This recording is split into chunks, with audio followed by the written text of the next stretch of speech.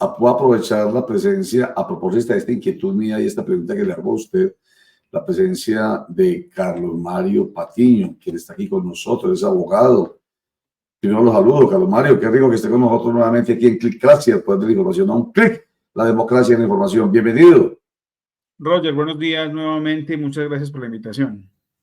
Entonces voy a aprovecharlo en este sentido. Usted nos ha dicho, Carlos Mario Patiño, no obstante haber sido fuente nuestra, por ser eso específicamente una fuente de información a propósito de temas que ha movido usted y entonces que hace que cualquier periodista lo busque para que hable de esos temas, como por ejemplo la demanda a los congresistas que hicieron parte de la vaca por las 4G, que a propósito eso quedó como pues, guardado, quién sabe qué ha pasado. En fin, y otros...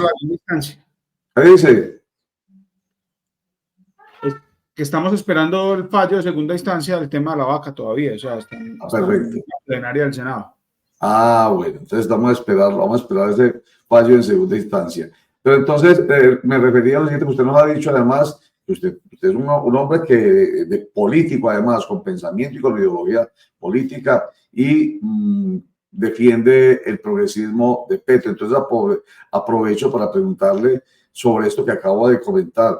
Esta empresa viene a hacer un aporte, es una multinacional, o sea, no es cualquier empresa, hacer un aporte a ese proyecto de transición energética del presidente Gustavo Petro. Y a mí, cuando veo esto, se me viene a la cabeza que aquí al interior hay mucho señalamiento desde la oposición, obviamente, en contra de estas ideas de Gustavo Petro como que si fueran embelecos. Pero uno ve esta reunión de alto nivel y dice, pues entonces creen más afuera que adentro. Hay, ¿cómo se dice? ¿Cómo se ha dicho? Se es profeta no en su propia tierra.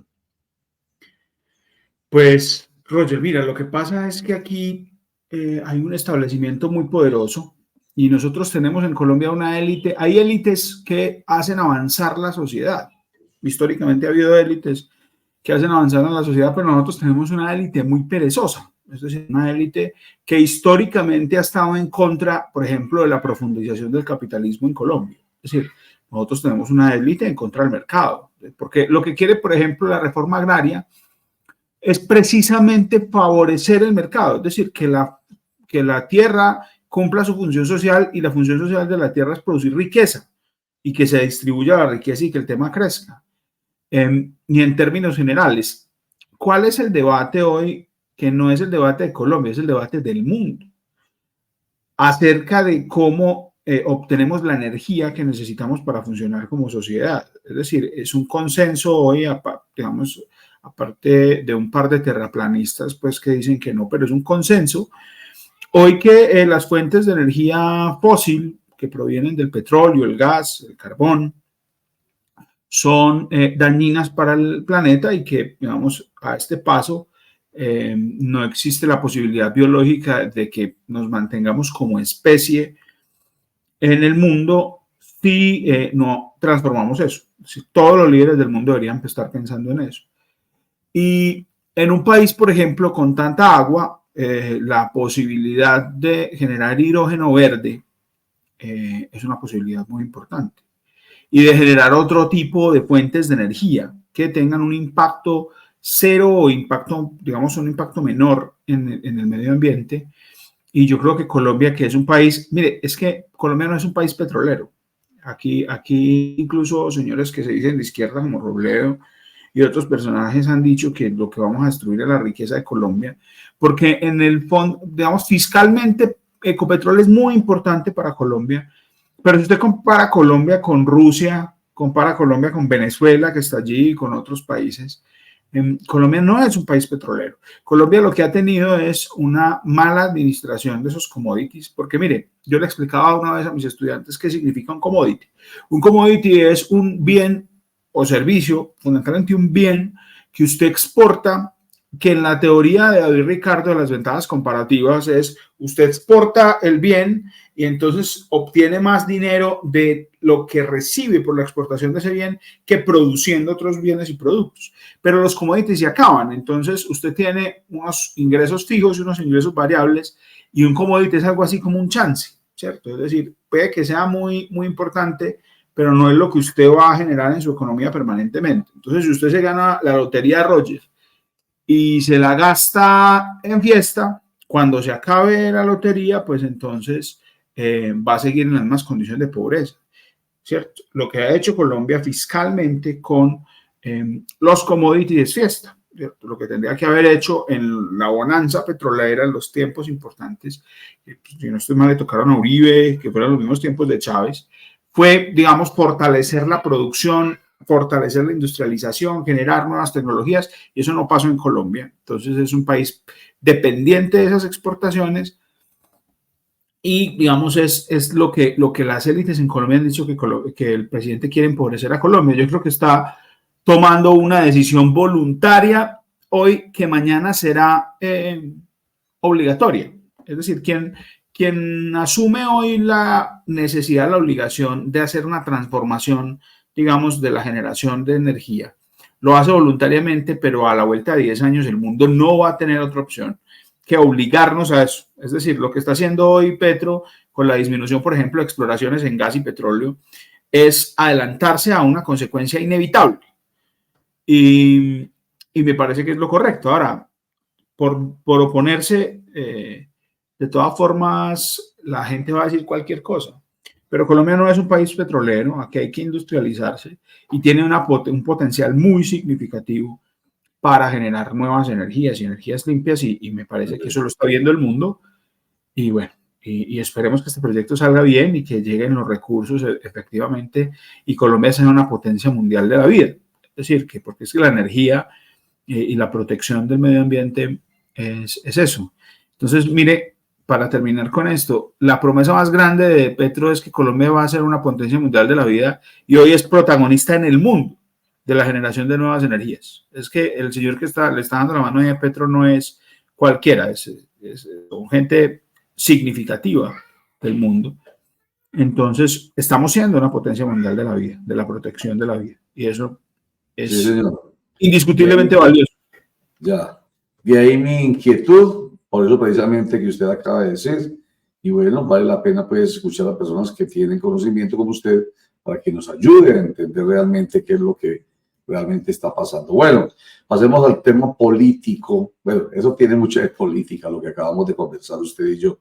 Pero el político local. Ayer se posesionó Camila Gaviria Barreneche como concejal de Medellín por el movimiento Creemos, que es el mismo movimiento del hoy alcalde de Medellín, Federico Gutiérrez Zuluaga. De esta manera aumentan las curules en el Consejo Distrital de Medellín, curules para Federico Gutiérrez Zuluaga, que ese abrazo es absolutamente sincero, ese sí es absolutamente feliz, porque claro, es de su interés y ya vamos a ver por qué. Recordemos, la curul que tuvo que dejar Juan Carlos Upegui, quien perdió su curul por haber estado inhabilitado. Bueno, vamos a ver, no, ya lo vimos, ya está la posesión. La pregunta que le hacemos a usted, Carlos Mario Patiño, es ¿qué pasa con la democracia ahí en el recinto del Consejo de Medellín si se pierde una curul de la oposición ya debilitada, porque son 21 curules y apenas 3, creo que 4, bueno, ya sí son 3 de la oposición? ¿Qué le suscita a usted esto? Pues hombre, mira, yo creo que indiscutiblemente en las elecciones de octubre triunfó una hegemonía en Antioquia, una hegemonía, bueno, no, digamos una mayoría, que es una mayoría que corresponde a una mayoría circunstancial que no se ha comportado como hegemonía. Es decir, lo primero es que la curul de Camila Gaviria es una curul absolutamente marginal. Y es marginal porque, digamos, no significa nada en términos de mayorías para el alcalde porque ya tenía las mayorías en el consejo. Es importante porque significa, digamos, que se pierde la curul no de Juan Carlos Upegui, curul de 90.000 ciudadanos de Medellín que consideraron que el alcalde no debería ser Federico Gutiérrez y que constituían una minoría. Desde luego, sale por una situación pues propia de la discusión jurídica en el Consejo de Estado, pero más allá, digamos, más allá de que el argumento de Alberto tenga sentido jurídico, tiene un sentido político. Es que esa curul es, digamos, el resultado que desarrolla un derecho fundamental y es el de la oposición política. Entonces, lo que hay es una confirmación o una consolidación de la unanimidad. Digamos, esta curul es importante para ellos fundamentalmente porque no por la voz que va a promover, sino por la voz que calla. Y el comportamiento de esta gente, es decir, el comportamiento del Centro Democrático y de Creemos, que es como una facción edulcorada del mismo Centro Democrático, ha sido perverso, es decir, no han utilizado la oportunidad que les dio la ciudadanía para gobernar la ciudad. Y eso yo creo que es lo más problemático de esta situación, más allá de que en razón de las mayorías absolutas que obtuvieron, indiscutibles, el Consejo de la Ciudad sea tan unánime, esta oportunidad que querría cualquier gobernante, Roger, piense en cualquier gobernante en nuestro sistema democrático que quisiera tener más del 70% del Consejo que le debía hacer control político. Eso, digamos, debería significar la posibilidad de adelantar un ejercicio de gobierno absolutamente transformador, ¿cierto? O sea, de plantear un plan de desarrollo digamos, de avanzada, importante para transformar las realidades de la ciudad, que son tantas. Y lamentablemente este consejo se ha dedicado a dos cosas. La principal es el maltrato, es decir, todo el que va al consejo y no piensa como los concejales lo maltratan, lo violentan, lo agreden de forma impresionante. Es decir, lo vimos con las mujeres, lo vimos con los trabajadores populares, lo vimos con las juventudes, con el CMJ. Y lo otro es, digamos, el pasado. Es decir, ellos se han dedicado a reproducir una agenda, un discurso que, pues, digamos, probablemente era su discurso electoral para elegirse, pero no han pasado de ahí. Es decir, no ha salido una propuesta interesante en el Consejo, no ha habido un debate interesante sobre los temas de ciudad. Hay un debate acerca del exalcalde, del odio que sienten por él y de su lista negra, pero yo pensaba al principio del gobierno, bueno, los que de alguna forma estuvimos cercanos a ese gobierno, trabajamos ahí, estamos en la lista negra, pero en la lista negra está todo el mundo. En la lista negra de quienes gobiernan hoy en Medellín está no solo los que participaron en ese gobierno, sino toda la izquierda. Están los trabajadores informales del centro de Medellín, están ahora los habitantes de calle, están los medios alternativos, Roger, con excepción de los medios que ellos mismos crearon para hacer oposición al gobierno anterior. Es decir, la lista negra de este gobierno es grande. Yo lamento mucho por la ciudad que esta situación tan favorable que tiene el alcalde sea desaprovechada al punto de que yo lo decía esta semana en Twitter, probablemente ninguno de estos señores repita curul, porque ya la ciudad, digamos, una ciudad que en algunos aspectos fue engañada, pero que también, digamos, respondió a un incentivo que le dieron las élites de la ciudad, los empresarios, los medios y los políticos, digamos, como a fortalecer y a defender ese orgullo paisa que es tan problemático. Esa ciudad ya se está cansando un poco, porque no hemos visto al alcalde gobernar. Bueno, digamos, no solo no lo hemos visto gobernar, no lo hemos visto. No es, como decía esta semana un concejal, que es que Fico no puede salir de una a responder. Pero mire, la ciudad se inunda, el alcalde no está, y eso, digamos, en tus titulares vi que el concejal José Luis lo ha planteado. El tema del metro y no está. Ayer Paulina Guinaga decía con mucha seriedad que el problema del metro es estructural, que viene hace años, pero que esta misma administración, es decir, Fico, en su gobierno anterior tuvo mucho que ver también con este problema. el tema de que se le vuelen los extranjeros abusadores sexuales o oferentes de servicios sexuales. Es decir, esta ciudad está sin gobierno. Y está sin gobierno, con un gobierno absolutamente mayoritario y sin problemas en principio, digamos, de legitimidad, ¿cierto? Es decir, un gobierno que podría hacer muchas cosas. Es que esa elección que ellos tuvieron, esa mayoría que obtuvieron en el Consejo, tendría que servir para transformar la ciudad. Pero ellos tienen una cosa que creo yo con mucho acierto y lucidez ha llamado aquí Noticias el síndrome de Manuelito. Acuérdense que Manuelito fue el primer secretario de Cultura que dijo por allá en los primeros días del gobierno que el alcalde le había dicho: Manuelito, sentate ahí. Yo sé que vos no sabes de cultura, pero nos sacamos 700.000 votos y podemos hacer lo que queramos. Creo que lo que pasa es eso. Se quedaron con un gran triunfo, pero fueron incapaces, digamos, fueron muy inferiores a esa confianza mayoritaria que les dio la sociedad de Medellín y que creo que han dilapidado a un punto que hoy, digamos, no sería tan significativo. Abogado Carlos Mario Patiño, buen día, cordial saludo. Pero volvamos un poco como al nodo de este asunto y es la presencia de esa nueva concejala en el Consejo de Medellín y el fallo de segunda instancia que sacó a Juan Carlos Upegui de esa corporación. Si bien el fallo se sustenta en una norma jurídica, no deja por fuera otra norma jurídica más importante, que es el derecho de la oposición.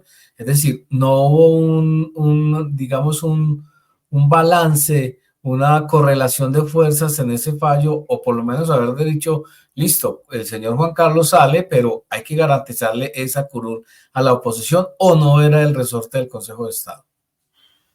Mira, lo que pasa es que era una cosa nueva en la que el Consejo de Estado no había intervenido. A mí siempre me pareció muy difícil ese argumento de Albert, porque muy difícilmente el Consejo de Estado iba a reconocer la naturaleza del fallo hacia atrás, ¿cierto? Es nunca, como dicen los abogados. Yo soy un abogado muy malo para el latín, entonces me olvida. Digamos,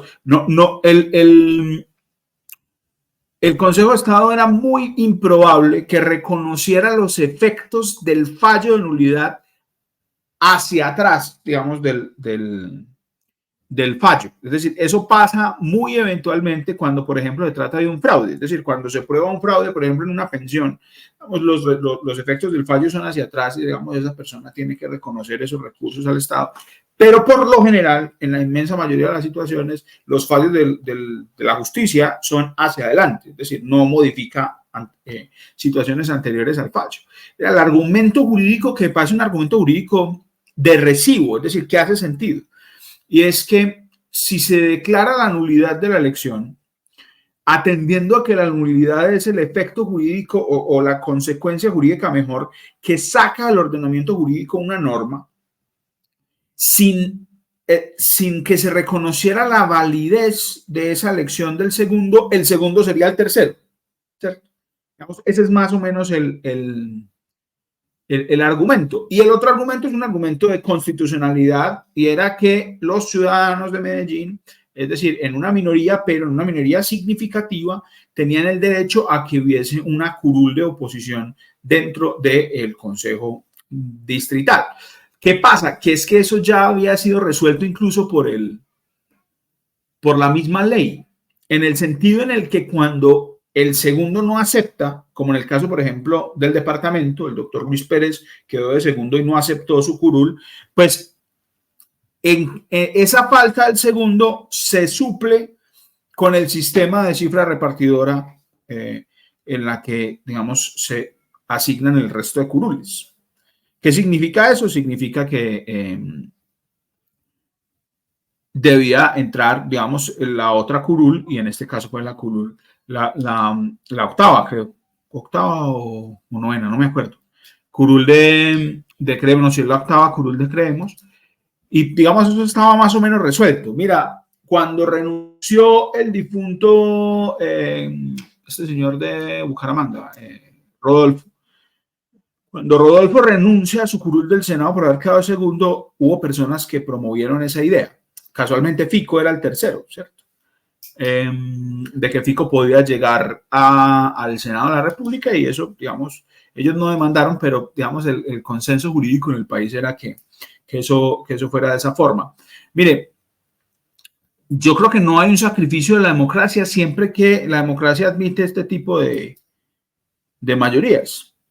Lo que hay es un despilfarro de la confianza ciudadana, y que hace mucho más protagónico, digamos, voces como la de José Luis, ¿cierto?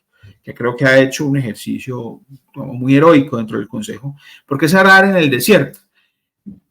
Porque por eso digo yo que la curul de Camila es marginal, no porque la señora no importe, pues no le estoy restando importancia, pero es porque el gobierno no necesitaba el voto de ella para, digamos, pasar sus iniciativas.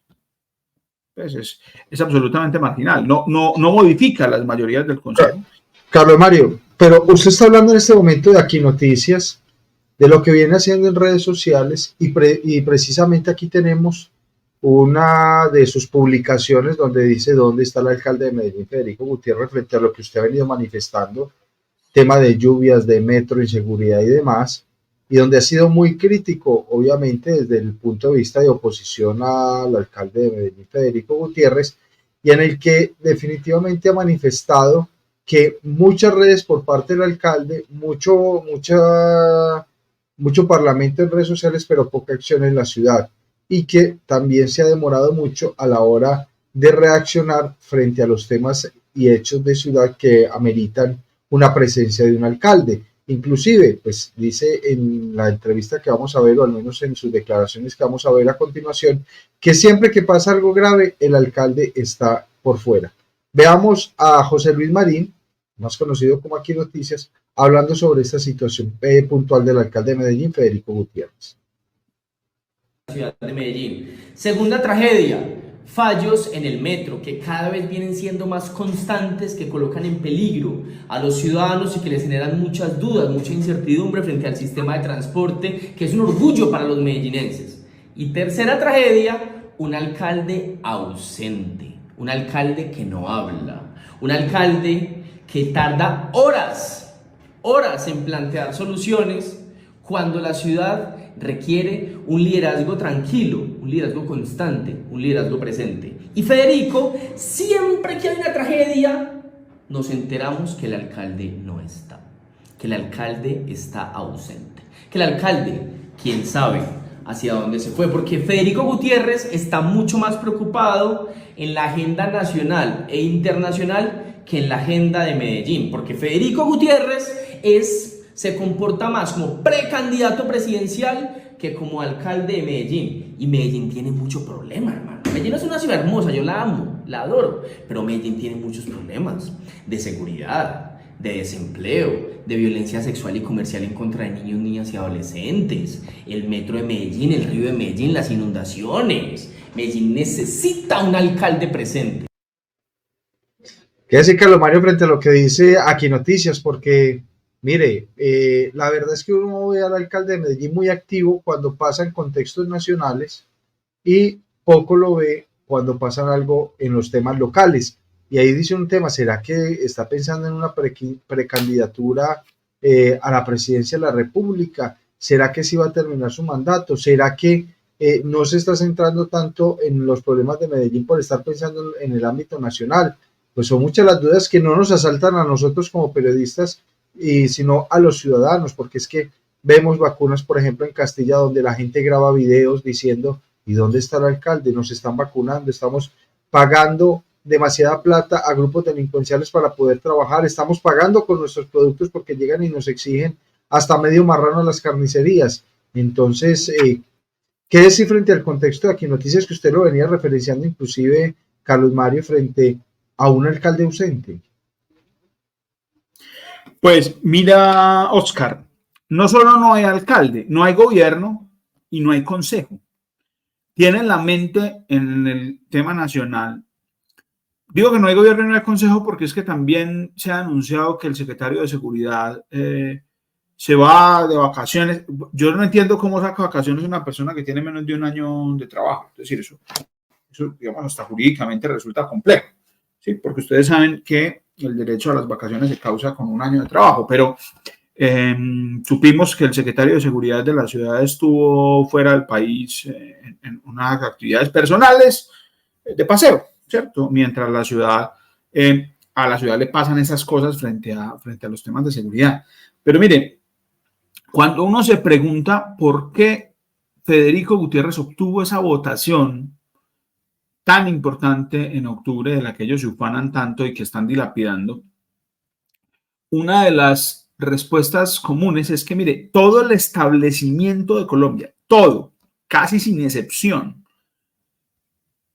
trató de presentar a Federico Gutiérrez como un personaje presidenciable. Todo, es decir, los Char, Dilian Francisca, los conservadores de la costa, César Gaviria, o sea, no faltó ninguno, Pastrana, ahí no faltó ninguno. Es decir, el establecimiento político trató de presentar a Federico Gutiérrez como una alternativa para la presidencia. Es decir, era el candidato del presidente en ejercicio, era el candidato de Duque. Y ese señor no fue capaz de meterse a la segunda vuelta. Entonces, eso es un fracaso de marca mayor.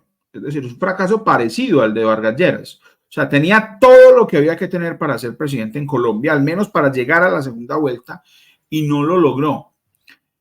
Y él fue alcalde de Medellín, entre otras cosas, porque, claro, viene de la inercia de ser una persona, digamos, que el establecimiento, los medios, etcétera, pusieron en el lugar de relevancia a la presidencia. Y por otro lado, y ya le digo por qué estoy haciendo este análisis, por otro lado, hay un fortalecimiento de esa idea del orgullo paisa. Mire, los paisas, los antioqueños, no hemos estado tan orgullosos de ser lo que somos, sino hasta principios del siglo XX. Y eso tiene que ver con un esfuerzo deliberado de las élites antioqueñas por favorecer, digamos, una cultura del trabajo en Antioquia que permitiera el proceso de industrialización. Es decir, lo que hay, digamos, en el discurso del orgullo paisa es fundamentalmente un ejercicio cultural deliberado de las élites para, digamos, generar una cultura del trabajo aquí que permitiera generar, digamos, esa riqueza, esa industrialización. Una cultura de la supremacía paisa que, digamos, con los años se fue convirtiendo, con el apoyo del narcotráfico y con todo este tema, en un asunto que está lleno de oscuridad. Y lo que ellos han tratado de plantear es que Antioquia es algo así como una barrera a las transformaciones y al cambio. Y entonces estos señores piensan que están en la agenda nacional, ¿cierto? Piensan que se comieron el cuento de que Antioquia es muy importante para evitar que el país cambie. Y usted ve los concejales de la ciudad hablando de senadores, hablando del presidente, hablando de cuanto tema nacional, universal y galáctico, pero no están preocupados por qué está pasando en Provenza, o qué está pasando en el 12 de octubre, o qué está pasando en el Popular 1, ¿cierto? Esos son los concejales que tiene esta ciudad. Digamos, la mayoría de concejales, la mayoría absoluta y rutilante que tiene el Centro Democrático y Creemos, ¿cierto? Por ahí se dice que la mayoría van a renunciar para irse a la Cámara y que el mismo concejal el mismo alcalde está pensando en ser candidato presidencial. Es decir, la ciudad, que es la segunda ciudad del país, que tiene digamos, más de 2 millones de habitantes y que en el área metropolitana, porque es que los habitantes del área metropolitana en general nos rigen los destinos desde la ciudad de Medellín, más de 4 millones de habitantes, estamos pendientes de una gente que está pensando en otra cosa, ¿cierto? Eso es lo peor que le puede pasar a uno, hermano. Es como casarse con alguien que no está enamorado. Sí. ¿Cierto? Es decir, usted se va y este señor está pensando en otra cosa, está pensando en el gobierno nacional, está pensando en recuperar el país desde las regiones. Pero piense en esto, ¿recuperar es qué? ¿Recuperar para quién? O sea, ¿para quién recuperaron a Medellín? Sí, señor. Pero Carlos Mario Patiño, abogado, y como abogado le pregunto, el diagnóstico es absolutamente claro. Una ciudad que necesita un gobernante y unos concejales que realmente cumplan con lo que prometieron que iban a hacer cuando presentaron un programa de gobierno que buscaba recuperar la ciudad. ¿Sí? ¿De qué? Bueno, todos sabemos que esa es una narrativa política para enfrentar al presidente, a Daniel Quintero Calle. Pero hemos visto pues que recuperar, objetivamente hablando, no, por lo que acaba de decir aquí Noticias y por lo que se ha venido mostrando permanentemente y por lo que ya se está volviendo Vox Populi, que es la pregunta: ¿y dónde está el alcalde?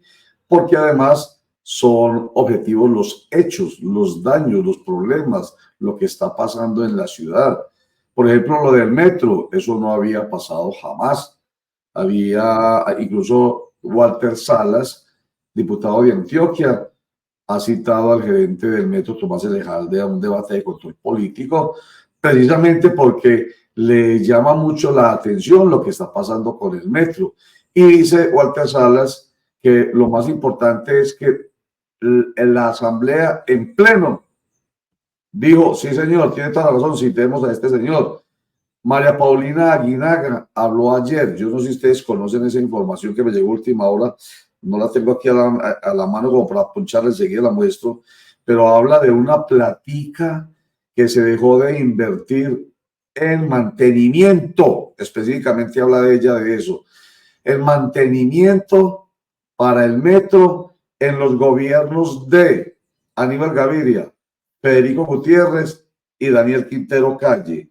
Un montón de plata, no recuerdo la cantidad exacta, entonces por eso no la digo, enseguida la pongo, la pantalla. En fin, entonces esa es una realidad objetiva. Esas imágenes que estamos viendo, eso no se había visto jamás en Medellín. Entonces la pregunta, con todo este contexto grandísimo que hago, Carlos Mario Patiño, es: desde el punto de vista del derecho, ¿qué hace la ciudadanía? Nada. Esperar próximas elecciones, entonces no hay nada que hacer. No hay nada alrededor del Estado social y democrático de derecho que supone le entrega herramientas a los ciudadanos para que ejerzan sus derechos. ¿Qué se puede hacer?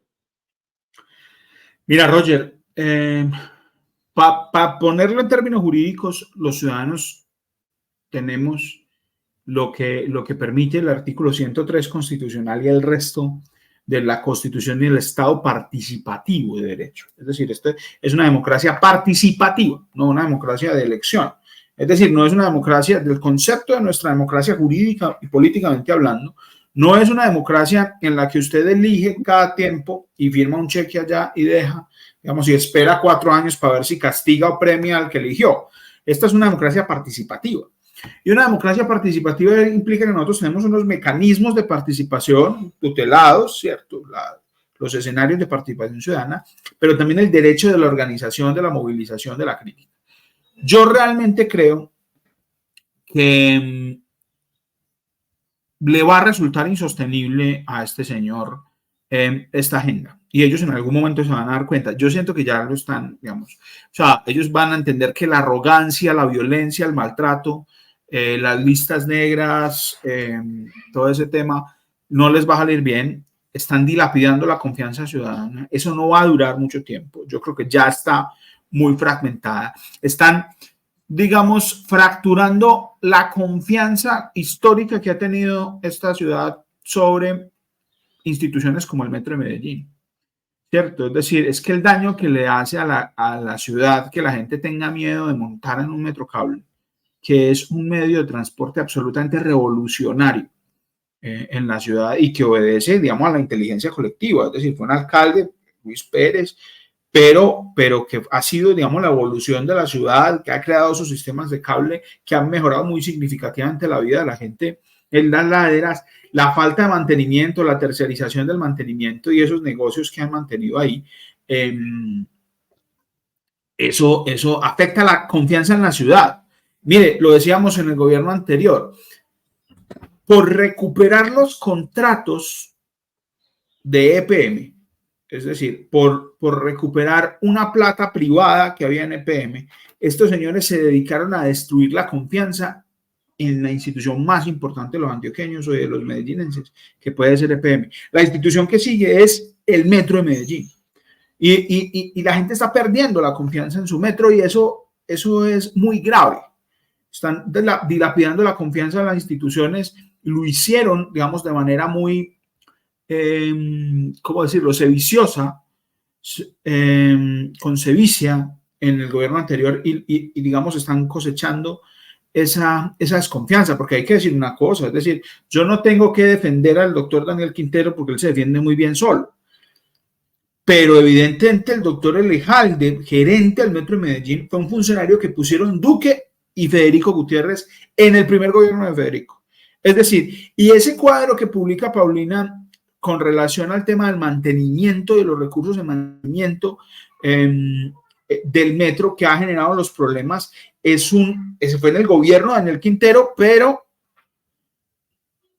fue Elejalde, un gerente que gobernó bajo los sabíamos que el ITM y el Metro de Medellín eran instituciones del distrito, del conglomerado, que funcionaban bajo las lógicas del señor Federico Gutiérrez, que incluso se sabe que en el ITM hubo recursos, hubo, digamos, vaca y todo para apoyar la campaña de Federico Gutiérrez. Y el Metro de Medellín, digamos, esa cifra ahí, digamos, no tengo la intención de defender a Daniel, porque, insisto, él se defiende muy bien solo y la historia lo defenderá, pero fue, digamos, el funcionario. Pico lleva la administración, para decirlo en términos concretos, la administración del Metro 8 o 9 años. Los últimos 9 años de la administración del Metro son, digamos, de la línea de Federico Gutiérrez. Y lo que está pasando hoy en el Metro de Medellín es precisamente eso. Es precisamente una destrucción de la confianza en la institución más importante, en las instituciones más importantes que más recursos nos tienen. Sí, señor. Ahí está la información que da a conocer María Paulina Aguinaga, ex concejal de Medellín, en la que habla de la no ejecución de más de 360.000 millones de pesos en mantenimientos predictivos, preventivos y correctivos. Es que esa frase es absolutamente contundente. Mantenimiento predictivo, preventivo y correctivo. A propósito de lo que está pasando con el metro. Entonces, dice ella que no se ejecutaron en el gobierno de Aníbal Gaviria 137.208 millones de pesos. En el de Federico Gutiérrez, 153.940 millones de pesos. Y en el de Daniel Quintero, 69.755 millones de pesos. No se ejecutaron dineros para corregir problemas posibles del metro y pues es absolutamente necesario que sea que se ponga, que se ejecute esa cifra. Y una cosa que me llama mucho la atención, Carlos Mario, es que cuando se presentó el primer incidente que dejó como resultado un muerto y 20 heridos, salió una información del sindicato del metro. Y en esa información del sindicato del metro se habló de problemas de mantenimiento y hablaron de eso. Y de un momento a otro, eso me llama muchísimo la atención, esto sí es pura suspicacia, pero después de ese incidente han pasado otros 3, o sea que van 4, razón por la cual, vuelvo a decirlo, la Asamblea Departamental de Antioquia citará a Tomás Elejalde a un debate de control político. Después de esos incidentes, del primer incidente, desapareció el sindicato, la información del sindicato. Entonces ahí hay una suspicacia, ¿cierto? Hablaron de problemas de mantenimiento y qué fue lo que se planteó entonces al interior, que se quedó calladito el sindicato. Pero esto que trae a colación María Paulina Aguinaga, pues absolutamente claro. O no, yo no creo que esa muchacha se esté inventando esta historia porque ha sido muy seria en la presentación de sus datos. Indiscutiblemente, y mire cómo la han dilapidado a Paulina, que Paulina además era una concejal del Centro Democrático, pero de una seriedad impresionante. Yo creo que nadie en esta ciudad conoce la situación de EPM como la conoce Paulina. Y con absoluta seguridad estos datos que ella entrega son datos oficiales. Datos de 9 años de administración del sector de Federico Gutiérrez en el metro. Eso, digamos, es muy importante de resaltar. Es decir, ha sido, digamos, la visión política de Federico Gutiérrez y de Duque la que ha gobernado el metro en los últimos 9 años, pues no son 9, son 7 algo, y miren los resultados, es decir, la destrucción de la confianza de la ciudadanía en el metro. Ahora, yo creo que eso plantea la necesidad de una discusión mucho más seria, mucho más profunda acerca de la movilidad en la ciudad. Yo creo que el gran problema, yo vivo en el norte de la área metropolitana, y el gran problema de movilidad de esta ciudad es que la riqueza está al sur y los trabajadores estamos al norte. Yo creo que si tuviéramos una sociedad mejor diseñada, una sociedad, digamos, mejor diseñada, digamos, para todos y no al servicio de solo unos intereses económicos, y 1 millón de medellinenses y de habitantes del área metropolitana no nos tuviéramos que desplazar todos los días de sur a norte, de norte a sur y de sur a norte, pues entonces tendríamos una ciudad mucho más tranquila, con mejor movilidad, mucho más segura, donde la gente invierta menos tiempo en viaje. Esa es una discusión que tenemos que dar. Esto es lo hemos discutido aquí, Roger, cuando hablábamos del tema del peaje. Es una ciudad absolutamente desigual y no hay metro que aguante. O sea, no hay metro ni medio masivo de transporte, ni vías, ni infraestructura que soporte una diáspora tan grande, ¿cierto? Una diáspora que corresponde, mire, al 20%, al 25% de toda la población de la área metropolitana. Es que somos entre 850.000 y 1 millón de personas que viajamos todos los días hacia el sur de la ciudad. Y eso genera, desde luego, una afectación que esta ciudad debería debatir. Es decir, yo insisto en la pregunta, Federico, ¿recuperó la ciudad para quién? Recuperó la ciudad para esos que creen que Medellín empieza en la 33 hacia el sur. Recuperó la ciudad para que los contratistas de EPM pudieran obtener nuevamente sus contratos. Mire, esta señora María Camila, ¿cierto? Camila Gaviria. Camila viene de Carla Cristina, ¿no? Es decir, ella es una persona que viene de un gran contratista de la administración en el tema del PAE. Entonces, ¿para quién recuperaron la ciudad? Yo creo que no para los medellinenses. Y eso es una cosa que está sintiendo Medellín hoy. Y está sintiendo que los ciudadanos de Medellín y Antioquia, porque aquí incluyo al señor gobernador, estamos sirviendo como en una especie de escudo humano o estamos en medio de un debate proselitista y político y partidario entre el gobernador y el presidente. Entonces estamos en la mitad y en unos señores diciendo que el gobierno nacional no nos quiere, que nos va a quitar plata, que nosotros somos mejores que el resto, etcétera, pero no se ayudan. Es decir, mire que el DPS estuvo buscando un lugar en la ciudad de Medellín para poder poner una plaza de mercado, para poder poner un tema de niños y desde luego y el gobierno distrital pues dijo que no, ¿cierto? Es decir, no reciben, digamos, los proyectos que vienen del orden nacional con el propósito político de decir que en el gobierno nacional no nos quieren. Y eso, digamos, tiene unos efectos políticos, pero unos efectos prácticos. Es decir, los que sufren son los habitantes de Medellín. Es decir, la línea de pobreza en Medellín es impresionante. Ahora, ese tema de los habitantes de calle me parece a mí, la forma en la que lo están manejando va a favorecer limpiezas sociales. Es decir, es una renuncia a los derechos humanos de estas personas, porque lo que está diciendo Fico es, no pueden hacer lo que les da la gana en la ciudad. Si quieren, dejan las drogas. Es una militancia en contra de la libertad, si se quiere, porque entonces ahora resulta que todos los consumidores, todo el que piensen que existe una posibilidad distinta al consumo de cualquier tipo de estupefaciente. Es decir, porque él dice, no, es que los que han hecho apología y han romantizado el consumo. Recuerdo que esos que romantizan el consumo, crearon, pues se romantizaron el consumo desde el punto de vista del alcalde, crearon programas valiosísimos en la administración anterior, por ejemplo, que permitió hacer el estudio de riesgo y daño y de riesgo químico de las drogas más grande de Latinoamérica. Es decir, la mayor tasa de información en Latinoamérica sobre lo que se consume la tenían los medellinenses, y este señor desde luego interrumpió su estudio y dice que están romantizando el consumo. Porque, digamos, parte de la idea absolutamente conservadora y falsa de que el que se fuma un bareto termina en algún momento tirando piedras en la minorista. Es decir, esa situación es muy compleja y lamentablemente nosotros culturalmente somos muy dados a que mañana haya unos señores que decían coger unas armas y irse a matar a habitantes de calle. Claro, claro. Como Trump, va a armar la purga de Trump, fico aquí. Así es.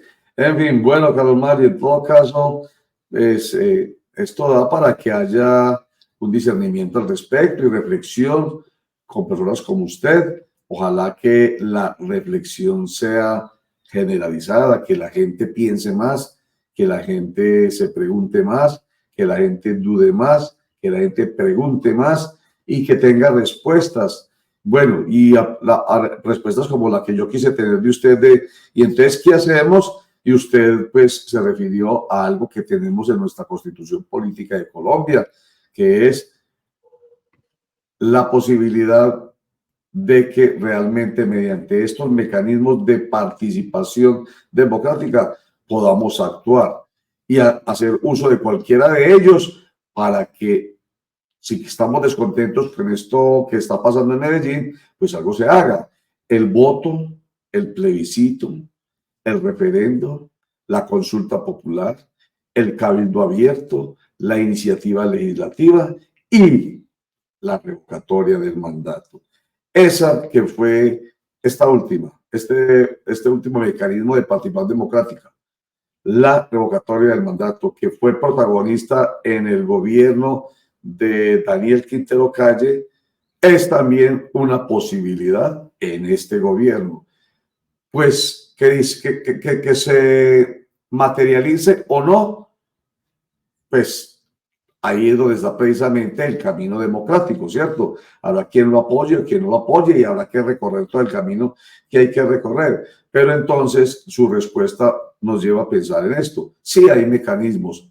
Por ejemplo, si uno no está contento con lo que está pasando, en este caso en la ciudad de Medellín, suena como que si estuviéramos haciendo la presentación del mecanismo aquí, pero es que ante tanto señalamiento que se está haciendo en torno a lo malo que está pasando en Medellín, pues hay que pensar en algo. Uno no puede quedar manipulado, Carlos Mario, ¿cierto? Finalmente. Pues hombre, mira, a mí me ha parecido, digamos, en mi estudio sobre la participación ciudadana mucho más importante el inciso del 103, en el sentido en el que todo es participación. Nosotros necesitamos es activar una ciudadanía crítica, unas audiencias críticas que no le coman cuento, por ejemplo, al colombiano, que los medios públicos del departamento tendieron, digamos, usted que fue director de Telemedellín y que estuvo tan cercano a la dirección en su momento de Teleantioquia, usted sabe que aquí siempre ha habido medios públicos, pero esos medios públicos han sido de los antioqueños, con algunos programas de opinión y de propaganda de la administración, pero hoy son absolutamente medios de propaganda del gobierno local. Es decir, perdieron su enfoque. Mire, a mí me llama la atención incluso que el nuevo modelo, el nuevo logo de Teleantioquia sea una flecha a la derecha, ¿cierto? Lo que está pasando en esta ciudad implica que nosotros nos activemos de muchas formas, más allá de promover una revocatoria o no, digamos, si algún ciudadano lo quiere hacer, tendrá su derecho, pero nosotros tenemos que activar la ciudadanía, es decir, convertir la ciudadanía en una ciudadanía crítica, activa, que impida que estos señores puedan hacer lo que les dé la gana. Es que 700.000 votos o 1 millón o los que sea, no son una patente de corso para hacer cualquier cosa, y esta ciudad merece que la gobiernen. Y hay un desgobierno absoluto. Como le decía, no hay alcalde, no hay gobierno, no hay consejo. No hay quien responda por esta ciudad. Y es una ciudad muy importante y los habitantes de Medellín somos muy importantes como para que ahora nos vengan a tratar como un premio de consolación o que ellos estén pensando más en el país. Es decir, si quieren recuperar el país desde las regiones, pues que gobiernen las regiones y no han gobernado. Es decir, mire, con sinceridad y con el propósito, digamos, concreto de hablar bien del señor alcalde, ¿cuál ha sido la obra, la acción social o cualquier tipo de acción de gobierno de Federico Gutiérrez en estos ya más de 10 meses en el gobierno de la ciudad? Es decir, ¿de qué podemos hablar? O sea, ¿qué significa eso? Ayer el sobrino de Valencia Cosio decía en su cuenta de redes sociales, no, es que recuperar la ciudad cuesta mucho. Venga, pero recuperar, listo, no, está bien, recuperaron, tienen el gobierno, les dejaron 1 billón de pesos para activar. ¿Qué han hecho? ¿Dónde está el gobierno? ¿Dónde está la política pública para los antioqueños? Es decir, ¿de qué podemos hablar? Yo podría decir que todos los gobiernos tienen luces y sombras, es decir, a los gobiernos les va bien en una cosa, mal en otra, pero ¿en qué le ha ido bien a este gobierno? O sea, yo lo pregunto con sinceridad, sin ironía. Es decir, si a mí me dicen, no, es que aquí hemos mejorado, estoy listo, perfecto, pero yo no veo, o sea, no lo noto. No hay gobierno, no hay quien reemplace, porque es que no salió Pico, listo, pero no salió nadie más. Sí. O sea, nadie más le dijo a la ciudad qué estaba pasando. O sea, a mí mi esposa me escribía ese día, estás bien, veo el metro en llamas. Sí. Y nadie le estaba explicando a la ciudadanía qué había pasado, cuál era la situación, etcétera. No se ponen de acuerdo, ¿cierto? Entonces enseguida queda mal el alcalde porque dice que ese día no había llovido y como que un rayo, ¿cierto? Es decir, Sí. no hay gobierno. Muy bien. O sea, estamos en un desgobierno absoluto, en una gente pensando que hablando mal del presidente, gobierno ahí en la ciudad, y lo que necesita Medellín es gobierno. Muy bien, y para rematar, nos llega a última hora esto, ya lo iba a despedir, pero ya lo despido con esto, Carlos Mario, que lo veamos en pantalla, que hay dificultades de movilidad en la regional, sentido norte-sur, Bello hacia Itagüí, en medio de manifestación que adelantan familiares de víctimas de recientes accidentes de tránsito provocados por habitantes en situación de calle. O sea, esto se ha venido agrandando y la verdad es que nosotros desde hace mucho rato, con Luis Bernardo Vélez, hace mucho rato venimos contando el tema, hablando sobre el tema y apenas muy recientemente reaccionó la administración. Pero esto es un problema de hace mucho rato. Entonces, ahí está. Mire ya, la protesta. Y es un problema mal manejado. Un problema muy mal manejado, porque, a ver, los habitantes de calle crecieron, entre otras cosas, porque hay una diferencia entre habitante de calle y habitante en calle, ¿cierto? Un habitante en calle es una persona que está generalmente en la calle, pero que logra obtener la posibilidad de tener donde dormir esa noche, porque consigue cómo hacerlo, pues, mediante el reciclaje, mediante varias actividades. La pandemia que genera una desaceleración económica y cuando la economía se desacelera, los primeros que sufren son los más pobres, los que tienen más dificultades. Entonces esta gente tuvo dificultades para mantenerse en calle y pasó a ser habitante de calle. Hay 30.000 problemas, digamos, que generan que una persona decida hacer su vida en la calle. Se dice que el número son 8.000.